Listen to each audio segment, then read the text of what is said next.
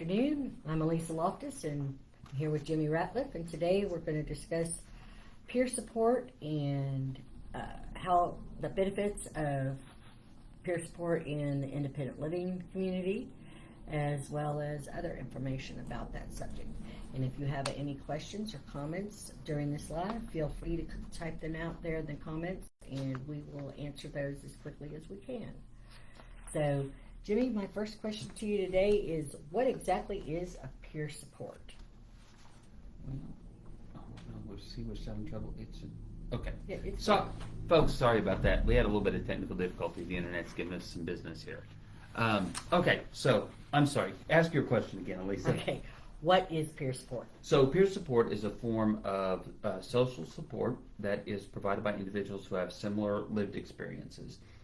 This might be, in the context of independent living, something like a disability that people share.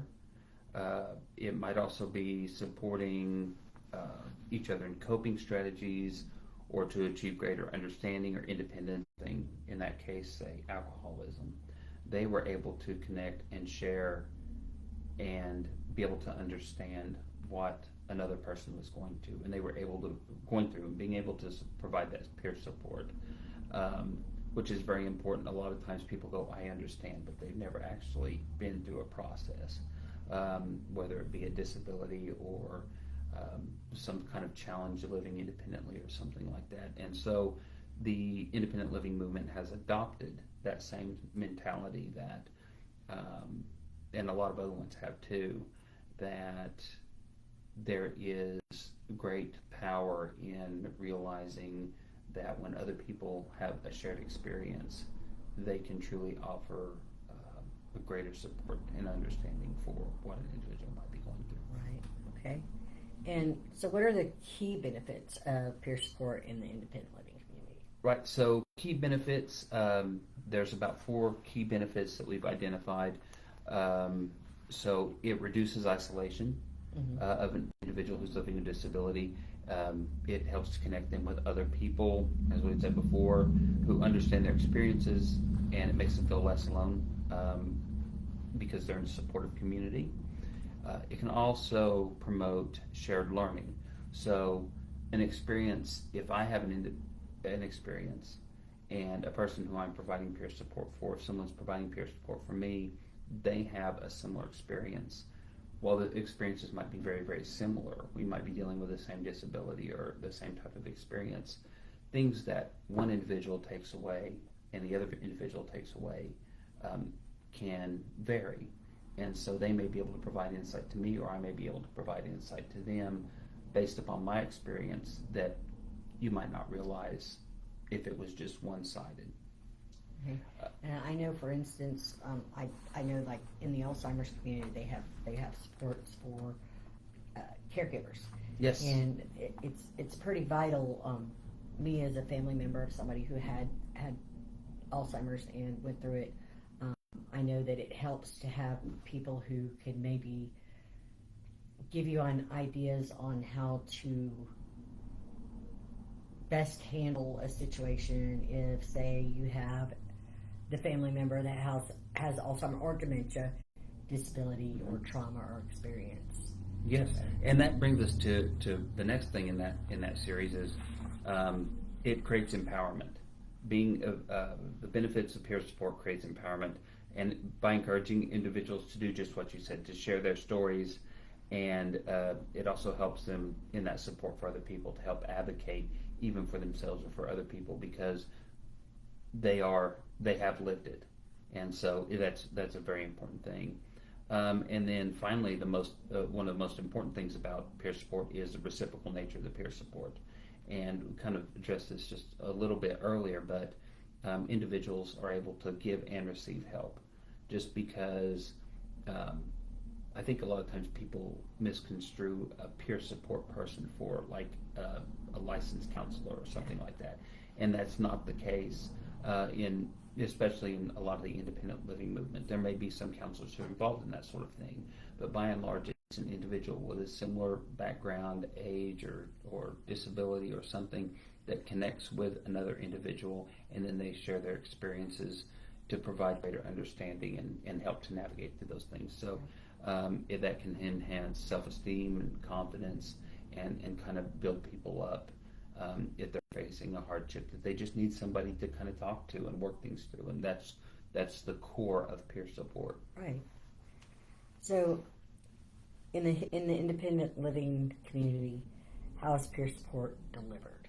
So Centers for Independent Living, like Dynamic Independence, were vital in facilitating peer support through different means. It may be that we offer peer support by matching SIL staff, say you, I, or Carl, who's our executive director, or even, and they engage with individuals who are seeking these assistance, the consumers who are seeking this type of assistance, based on things like disability, age, and shared interest. So you find who the best fit is that you have that could provide that support, and you match them with the individual who's seeking the service. Right. Another thing is that SILs can also organize group peer support. It's something that we've talked about doing. I think it was something that several years ago we had additional employees and people, and there was probably some group sessions. Even things like IEPs, the individualized education programs and plans that we help to facilitate with parents who have children who have a disability, so that they can receive the best education that they can in the public school system. Bringing together a peer support group for parents of children who need IEPs, it could be a powerful thing. Or bringing, if individuals have an interest in something, even your puppeteer program that you did with the school and that you're working on for the adults, that could be a form of peer support, because you are bringing people together to talk about a very specific thing, and the information that's being provided may help them to also navigate through something that they're facing. And then for places that are like remote areas, we have the option to use things like Zoom or these Facebook Lives, or create a Facebook group or things like that, to where even if an individual cannot come to our center, then we may still be able to reach out and offer that service outside of these walls. Right. To individuals, either on a one-on-one or in a group basis. It can be either way, whichever is most beneficial to the individual who's receiving the support service.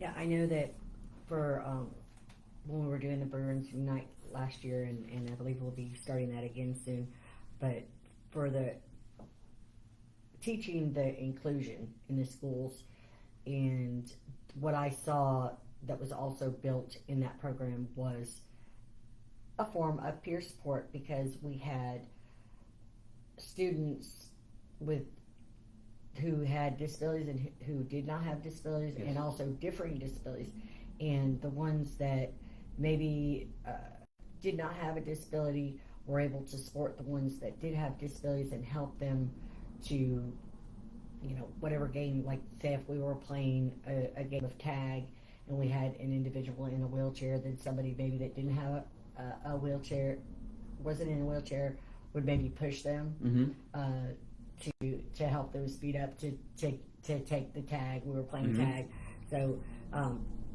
support in building them up, making them feel better about each other, about themselves. That was really important to the kids. And then for IEPs, I think every parent, we all kind of doubt ourselves as parents at times, but if you have some other parent that is going through the same thing with your child, and you have another parent that says, hey, I was there 2 years ago when my kid was in second grade and they're in fourth now, and you will get through this. That kind of support is really important. Right. People who have been through things can provide excellent resources. It may just not be talking about an issue. It may be, hey, we've got this actual physical paper resource, or this thing that we found that we were able to draw resources or information from, and it helped us, and you might want to check this out too. So it's not just a back and forth conversation like this. It can be, It can be written resources. It can be online resources. There's a lot of ways that peer support can be provided if you just get the right people together to provide that. So that's an excellent point. So, what would you think, or what do you say is the essential element of a successful peer support program? Right. So there's a few different things. So actively seeking out potential volunteers through various channels, including referrals from staff or partnerships with other organizations or online platforms. It just depends on how you're meeting with your people. The online platforms, if you're doing virtual meetings, then that might be a place to reach out. You might look, again, referrals from staff. A lot of times staff know different individuals. An individual who is a support visitor that we talked about previously, that might just be another individual who comes and uses the center's services. They may be another consumer, but they might still be able to provide peer support if, say, they were both are able to talk back and forth and gather some information to navigate difficult times. Kind of like forming a friendship. It's kind of like forming a friendship, yeah. Matching, we just talked about that in this last bit. Matching people together, the staff or other support people with the people who are seeking the support is very important. You want to make sure that they're going to get along while they're talking. You don't want people who are at each other. Right. One thing that I think a lot of people also don't think about is like supervision and support from either individuals who are giving the trainings on how to do peer support, or even from things like our SIL director or somebody else who would be maybe the program manager for that. Those individuals can kind of oversee things, and they can say, hey, this looked like this really worked. You might look at the way that you're handling this, or they might also be able to recognize things like if someone's experiencing kind of a burnout, or if really the peer support doesn't seem to be going anywhere, and maybe help to reformulate some sort of a more focused plan that could get things back on track. And then finally, everybody needs recognition. Mm-hmm. So, and that comes from both the side of a person like a SIL director or a program manager. The people who are receiving the support need positive affirmation that a difference is being seen, or that, hey, I'm glad you're coming in here. I really feel like this helps. And I know that as somebody who has been a part of a peer support a function like that at our center, that whenever I've had a consumer who've come in who I've helped to provide peer support for, whenever they will sometimes impart knowledge to me that I learn from, and I always acknowledge that, hey, I didn't know that, and that helps me because I've had a similar issue. Right. And it also helps them to be mindful of that as well, and then often they will reciprocate in the same way. So that's very important to show that type of gratitude. One thing, let me back up, because when we talked about training and the supervision and support, one thing that really needs to be honed in on is confidentiality, and that's where that training really comes in. Because if someone's coming in and talking to you about their disability, or they're talking about you about their issues that they're having, maybe a particular life issue that they're having at the time, you really have to be careful when that's talked about. It only needs to be discussed with that individual, or maybe with a supervisor or staff who is a need-to-know thing.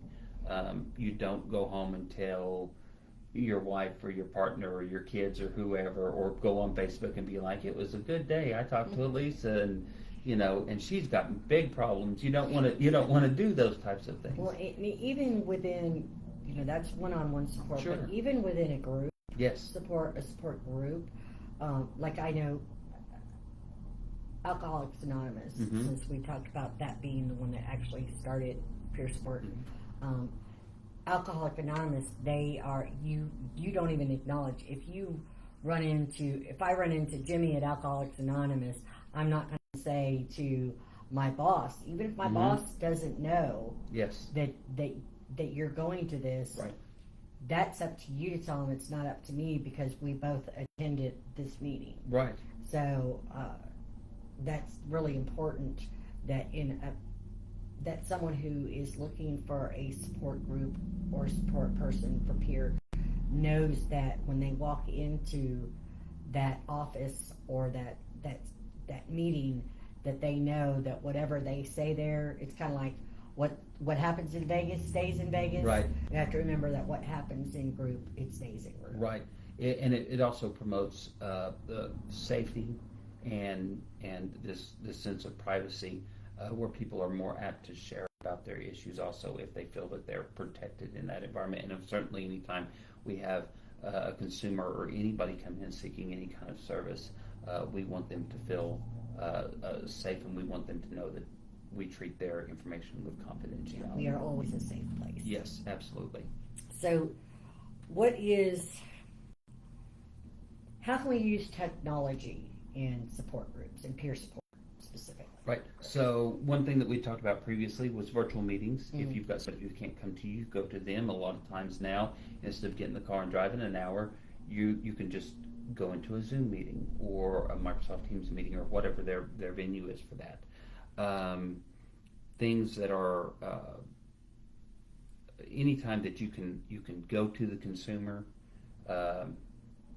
who's trying to live independently, especially if they have a mobility issue or they have a transportation issue. This is a big way that we're able to do that and still be able to operate with a limited resource, but provide the same type of service. And it can also be scheduled for any time if you use that. Social media, things like this, Facebook, or Facebook groups, things like that would promote peer support. We talked a little bit about that. Closed group chats or sharing information, sometimes one-on-one. Sometimes people are very comfortable with that.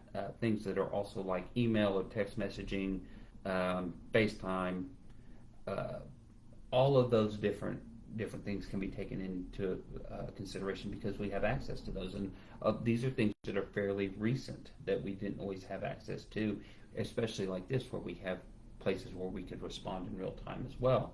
And it's important also because these things will also decrease the wait time that a consumer might have to wait to receive a service. So if they're like, hey, I really need someone to talk to, but I can't get up there till Thursday, hey, let's hop on a Zoom meeting and we'll go through some things, or give me a call and we can do that, or shoot me an email and we'll see what we can figure out. So those types of things make it a lot easier to connect, even at a distance. And I imagine that probably another group of people that it might be in the technology and the social media and webinars and possibilities of having groups that are done via Zooms and other ways that are outside of coming into a building full of people. I imagine that if you have anxiety, that it would be easier to join from a distance where you have that computer screen separating you, but you're still able to get the information that you're looking for to help you to work through that. That's right. And it's all about, the comfort of the consumer who we're serving. So we want to be able to provide the best service that we can to help them continue to be independent despite having maybe an anxiety or fear of being engaged in another way. And whatever we can do to achieve that, that's what we try to work toward. Good. Now, we've talked about the benefits and stuff, but what challenges might arise in peer support, and how would you think they could be possibly addressed? Okay, so one of the things that we've already talked about, and that's confidentiality concerns. Again, that all comes with training, and it comes from knowing who you are kind of recruiting, whether it be a volunteer or the SIL staff. To emphasize that confidentiality is crucial. You don't ever want to run into the situations like we talked about before. Boundary issues you want to be able to define the roles very clearly, and you want to do that at the beginning. Uh, if you get someone who you're comfortable talking to, or they're comfortable talking to you, especially in a setting where you would have, it's one thing for friends to provide peer support, and while people who we are friends with some of the consumers that come in here, generally things like you wouldn't go to their house, or you wouldn't go to a party with them, or you would, there are certain boundaries that you might want to set up, and you might want to put those out there. Hey, I'm here to support you wherever I can, but from a professional standpoint. Right. So if those types of boundaries need to be put into place, if it's just someone who's coming in to receive a service and you don't know them personally, maybe, and you don't want that, or they don't want that, then those boundaries need to be set up. Right, it has to be by invitation. Yes. And a mutual agreement. Right. Yeah. Another thing with peer support is burnout. So ongoing support that people are having, sometimes it can seem like you're talking about the same thing, and it might seem that you're not getting anywhere, and that might be where we talked about supervisors or trainers who would come in and say, hey, I see this is kind of on this road, maybe you could approach this from something different. So it's always good to have some review going on to make sure that people are actually making progress with their peer support. Okay. Now, how would someone go about getting involved in peer support within the independent living community? Call us. So first thing you do, you could contact Dynamic Independence. If you don't live in the Bartlesville, Washington, Craig, or Nowata County areas in Oklahoma, you could contact another center for independent living in your area and inquire about either being involved in a peer support for another individual, or if you're seeking peer support for yourself, or if you just wanted to volunteer. Those are ways that you can become engaged in peer support. You can explore online resources.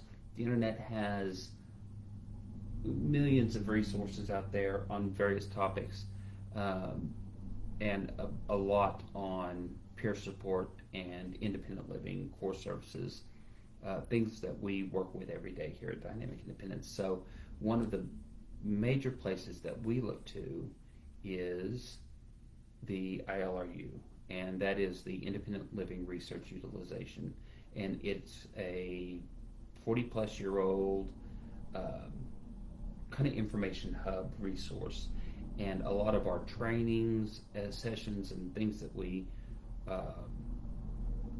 guidance that we get for working in the independent living movement comes from ILRU. So, and that is something that anybody can access. Yes. So Google ILRU and go have a look at some of the content that they offer. It's There's gonna some be very really insightful. interesting trainings in there, and they answer a lot of questions. Right, and they have PowerPoint presentations of videos. They have text transcripts of each one of those. So they have it available in a variety of formats. And then get involved. Go to an accessibility or a disability related event. So if we're hosting some sort of an event, or you have a chance to go to a seminar, maybe from the National Council on Independent Living, or any one of these organizations that assist individuals who have disabilities or provide services for those, go and hear what's being said, because at the end of the day, individuals who have disabilities want the same thing that everybody wants. Right. They want to live independently. They want to have happy lives. They want to have many of them want to have families, just like many people. Some of them don't, just like people who don't have disabilities. Right. They want to have a independent, active lifestyle, just like everybody else does. They don't want anything that other people don't want also. Right. And so I think people get lost in that sometimes. So whenever you're able to, go to a conference, go somewhere and make that connection and see what's being said, and you'll really be surprised of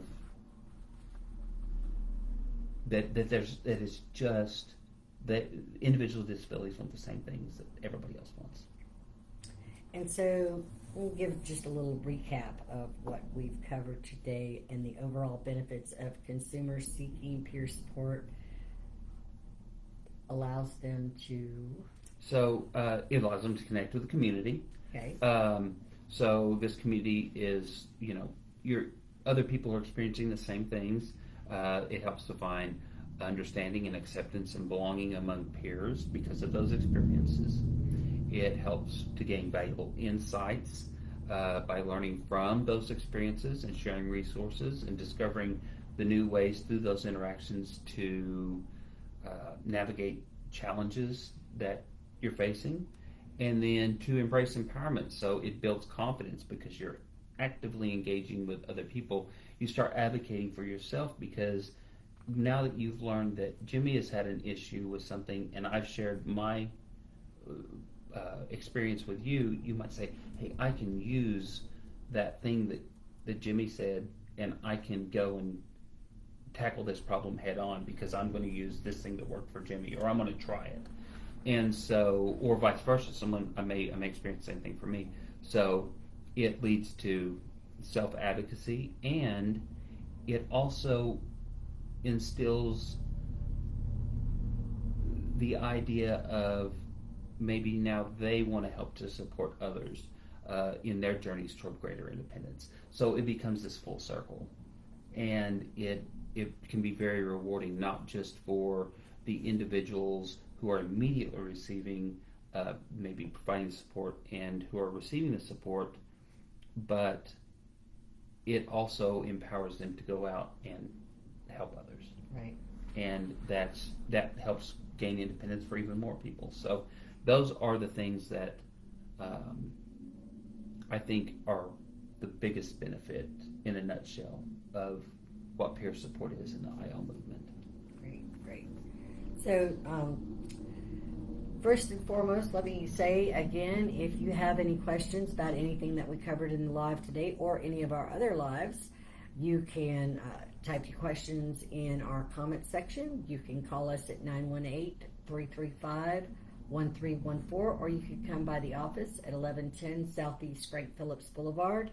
And I'm also wanting to remind everyone that beginning October the 4th, I believe that's the date, is going to be the adult puppeteering group.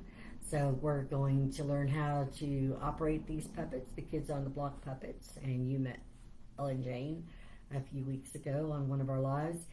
She's just one of 9 or 10 puppets that I have available here. And we're going to learn some skits, and then once we've got that down, we're going to go and perform these skits, which are going to be about disabilities concerns for other organizations here in Bartlesville and surrounding communities, because as always we cover Washington, Nowata, and Craig counties. So is there anything else we've got coming up, Jimmie? I don't think so. I think we've got everything covered here. I know. I wanted to say September is Service Dog Awareness Month. That's right.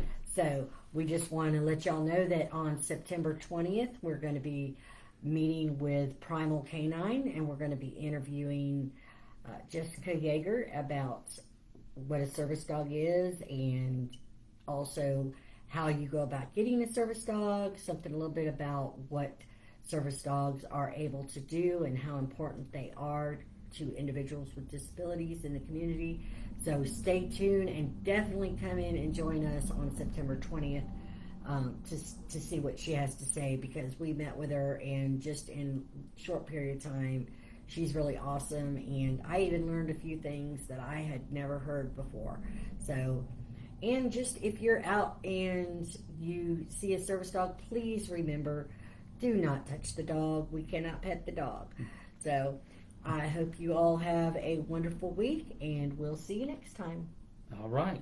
In fact, I'll tell you what we'll do is we'll post a Facebook. We'll do a Facebook post, and we'll say if you have any questions about service dogs, we'll post it today, and after the video, and folks can add their questions there, and we can start getting a list of questions together to be able to ask to the Primal Canine folks. Great idea, Jimmy. See, that's why he's my partner. All right. Well, have a good week.